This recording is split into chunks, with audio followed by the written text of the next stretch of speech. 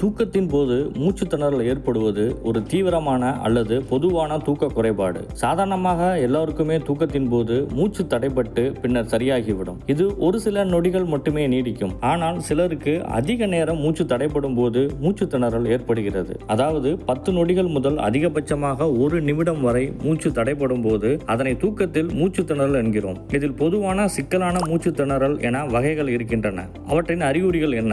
ஒருவர் தூக்கத்தில் இருக்கும்போது மூச்சு திணறல் ஏற்படுவதால் இதனை கண்டறிவது சற்று சவாலானதுதான். பொதுவான மூச்சு திணறலுக்கு குரட்டை சத்தம் ஒரு முக்கியமான அறிகுறியாகும். அடுத்த கட்டமாக தூக்கத்தின் போது கடுமையான மூச்சு திணறல், அடிக்கடி இரவு நேரத்தில் விழிப்பது, பகல் நேர சோர்வு, தொண்டை வறண்டு போதல், தொண்டை வலி, காலையில் தலைவலி உள்ளிட்ட அறிகுறிகள் இருக்கும். இந்தியாவில் தற்போது குறிப்பாக நகர்ப்புறங்களில் தூக்கத்தில் மூச்சு திணறல் ஏற்படுவது அதிகரித்து வருகிறது. அதே நேரத்தில் பலருக்கும் இது குறித்த விழிப்புணர்வு இல்லை என நிபுணர்கள் தெரிவிக்கின்றனர். இதற்கு சிகிச்சை எடுத்துக்கொள்ளவில்லை எனில் உயர் இரத்த அழுத்தம், இதய நோய், பக்கவாதம், நீரிழிவு நோய், நினைவாற்றல் பிரச்சனைகள், கவனம் செலுத்துவதில் சிரமம், எரிச்சல் போன்ற கடுமையான உடல்நல பிரச்சனைகளுக்கு வழிவகுக்கும் என்று ஆலப்புழாவில் உள்ள அரசு மருத்துவக் கல்லூரியின் நுரையீரல் மருத்துவ பேராசிரியர் டாக்டர் PS ஷாஜகான் கூறுகிறார். தூக்கத்தில் மூச்சு திணறலால் ஏற்படும் ஒரு முக்கியமான சமூக உளவியல் பிரச்சனை என்று தெரிவித்தார். இந்தியாவில் இது பற்றிய விழிப்புணர்வு அதிகரித்து வந்தாலும் இன்னும் பல பேருக்கு இதனால் பாதிக்கப்படுவது தெரியவில்லை என்ற நிலைமையும் இருக்கிறது. யாருக்கு அதிகம் பாதிப்பு? உடல் பருமன் இருப்பவர்களுக்கு தூக்கத்தில் மூச்சு திணறல் ஏற்படுவதற்கான வாய்ப்பு அதிகம் என்கின்றனர் மருத்துவர்கள்.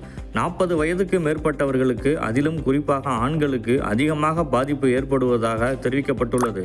புகைப்பிடித்தல், மது அருந்துதல், மரபியல் காரணிகள், நீரிழிவு நோய், மூக்கடைப்பு உள்ளிட்ட பிரச்சனைகள் இருப்பவர்களுக்கும் தூக்கத்தில் மூச்சு திணறல் ஏற்படலாம். இதற்கு சிகிச்சை எடுத்துக்கொள்ளவில்லை எனில் நேரடியாக இதயத்தை பாதிக்கும்.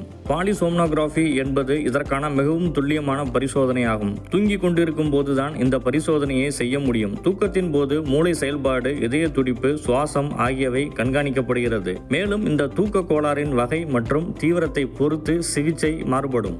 மிகவும் தீவிரமான பிரச்சனை உள்ளவர்களுக்கு அறுவை சிகிச்சை தேவைப்படலாம். தொண்டையில் டான்சில் வளர்வது அல்லது விலகுவது, செப்டம் விலகல் போன்றவற்றால் மூச்சு திணறல் ஏற்பட வழிவகுக்கும். முதல் நிலை சிகிச்சைகள் முடிந்து தேவைப்பட்டால் கடைசி கட்டமாக அறுவை சிகிச்சையும் தேவைப்படலாம்.